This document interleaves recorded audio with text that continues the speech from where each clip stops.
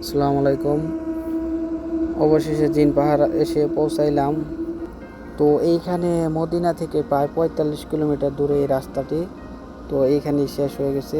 কথা ছিল যে 200 কিলোমিটার রাস্তা হবে, তা 30 কিলোমিটার পর আর বানাতে পারেনি। তো এই জায়গায় পানি বা পানির বোতল রাখলে মদিনার দিকে অটোমেটিক চলে যায়। এটাই হলো জিনের পাওয়ার। তো দেখেন, এটা নিউট্রাল আছে।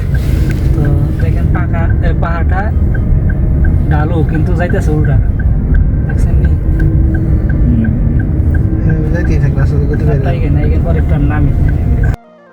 তো আপনারা দেখলেন যে গাড়িটা পিছনের দিকে যাইলো নিউটনের অবস্থায়। এখন আবার দেখেন আসার সময় এইদিকে নিউটনে গাড়ি আছে, গাড়ির টান উঠতে আছে প্রায় 120 গতিতে।